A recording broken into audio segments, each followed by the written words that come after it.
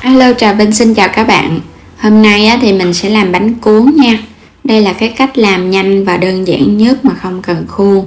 Bánh cuốn hay là bánh ướt với nhân tôm thịt, có độ dai mềm, ăn rất là ngon. Thì mình ăn cùng với một ít giá và rau thơm nè. Mời các bạn cùng vào bếp để có bánh cuốn ngon thưởng thức, và đừng quên đăng ký kênh để nhận các video mỗi ngày ủng hộ mình nha. Đầu tiên thì mình chuẩn bị đây là 150g bột gạo, thì mình dùng cái loại bột gạo hạt, các bạn có thể dùng bột gạo mịn. 100g bột năng, thì hai loại này là 250g. Chút xíu muối, một ít dầu ăn, và đây là nửa lít nước lọc nha. Mình sẽ cho hết phần bột gạo vô trong thau, 250g bột, cho muối vô, trộn sơ cái ha, rồi mình hãy lấy nước mình cho vô. Thì tỷ lệ mình dùng là 1 lượng bột và 2 lượng nước. Với công thức này thì mình thấy bánh cuốn nó có cái độ dai ngon và nó mềm mềm nữa, chứ nó không có bị quá dai, ăn nó sẽ ngon hơn. Trộn đều xong rồi cái mình để đây 30 phút cho bột nở ra. Tiếp theo thì mình chuẩn bị nhân nha. Mình có đây là tôm lột sạch, rửa sạch, và đây là thịt nạc. Thì mình dùng hai loại này là 300g. 50g nấm mèo thì các bạn ngâm nước ra cho nó nở ra, để chút nữa mình cắt nha. 1/4 cái củ sắn, nửa cái củ hành tây, hành tím, ngò rí và hành lá, rửa sạch hết. Cắt cái phần hành tây ra, thì nửa củ này khoảng 100g. Mình sẽ cắt nhỏ nhỏ lại. Các bạn sẽ băm lại nha, cho nó nhuyễn. Rồi mình để qua một bên. Nó giống như hạt lựu vậy đó. Mình cũng sẽ cắt thật là mỏng luôn, hoặc là các bạn bào. Rồi mình băm sợi lại. Cắt nhuyễn hạt lựu giống như củ hành tây. Rửa sạch phần nấm, xong rồi các bạn sẽ vắt hết nước rồi mình cắt sợi băm nhỏ luôn. Tép này thì các bạn sẽ đập cho nó dập ra. Đập vậy nè, rồi mình băm lại cho nó dễ ha. Thì mình băm vậy và nó dai nữa. Cắt hành tím cho vào trong thịt. Các bạn sẽ băm thịt với hành tím hoặc là gốc hành. Xắt hành lá ra nhỏ nhỏ nha.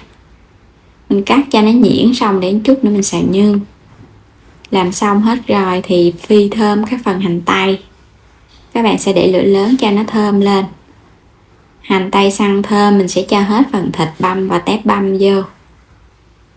Thì cái lượng nhân á, các bạn có thể tùy chỉnh tùy theo thích ăn thịt nhiều hoặc là tôm nhiều.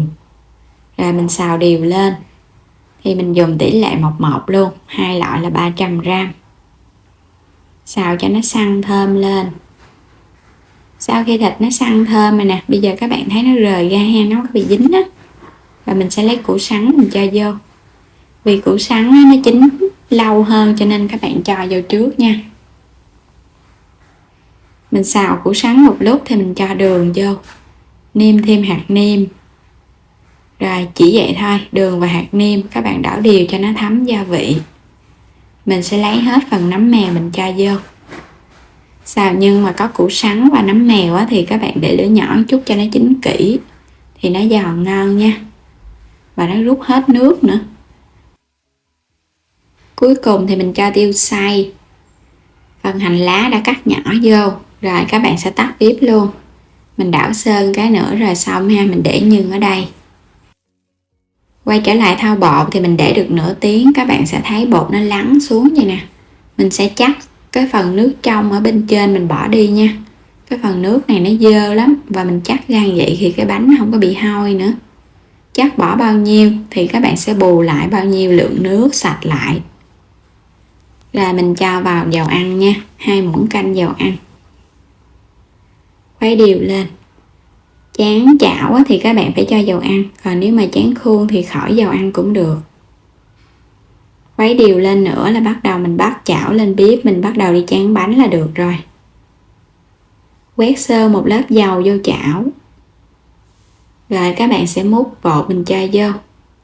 Tráng thì các bạn tráng đều nha, dư bột thì mình gót bỏ ra, làm vậy thì cái bánh nó mỏng hơn, ngon hơn. Đậy nắp lại. chờ cho nó hơi nó bốc lên là nó chín nè. Mình sẽ dùng cái khuôn này nè, làm thêm cái màng bọc ở dưới á, cho nó đừng có bị dính bánh. Úp ngược nó ra rồi mình để qua. Tương tự thì mình tráng tiếp cái thứ hai. Nhớ lắc cho thật là đều thì bánh nó sẽ mỏng ngon nha. Đậy nắp lại và chờ cho nó chín. Trong lúc chờ cái bánh kia chín thì bây giờ mình đi gói nhân cái bánh này. Cho nhân vô giữa, các bạn sẽ cuộn nó lại.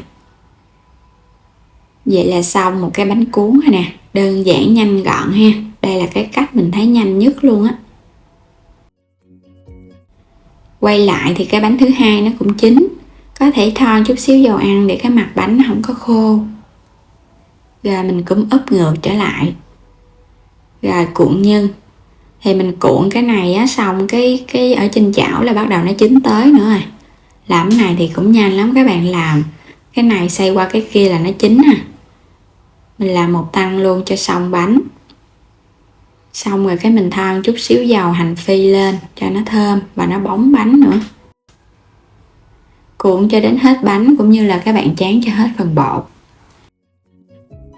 Mình pha nước mắm tỷ lệ 3 đường.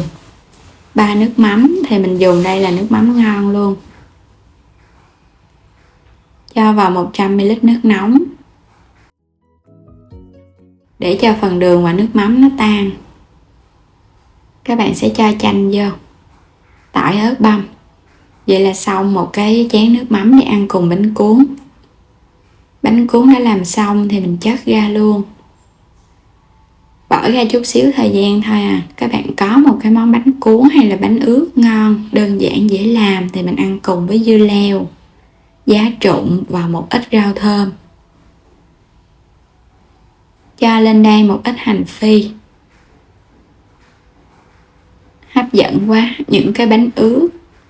Bột thì nó trong và nó có cái độ dai. Với phần nhân tôm thịt đậm đà. Làm kiểu này thì nó không có bị hôi bột. Rồi bây giờ thì mình sẽ sắp ra dĩa nha. Bánh rất là dai luôn. Nếu có thời gian nhiều á, các bạn để bột ủ càng lâu á, khoảng 2 tiếng thì bánh rất là ngon. Nó trong tự nhiên á. Rồi mình bỏ cái nước trong đó đi. Cho lên thêm một ít giá trụng nữa. Có thể ăn kèm với nem chua hoặc là chả giò, chả lụa. Và cuối cùng là cho thêm hành phi lên. Chan thêm nước mắm chua ngọt. Thì nước mắm này mình làm nó có cái vị vừa vừa thôi, vừa ngọt vừa mặn chứ nó không có quá mặn. Thì mình ăn chung với bánh cuốn, các bạn làm nó ngọt ngọt, ăn nó sẽ ngon hơn nha. Rồi mời các bạn cùng thưởng thức bánh cuốn nhân tôm thịt. Bánh dai ngon nè, mình ăn nhân thì nó đậm đà, thơm lắm. Rất là ngon luôn á, không có bị hôi mùi bột nè. Và nó có cái độ dai tự nhiên, mềm mềm dai dai. Ăn cùng với nước mắm thì nó ngọt ngọt chua chua. Và đến đây thì mình cảm ơn các bạn đã theo dõi hết video này. Vui lòng đăng ký kênh, like và chia sẻ các video của mình nữa nha. Xin chào tạm biệt và hẹn gặp lại trong những video tiếp theo.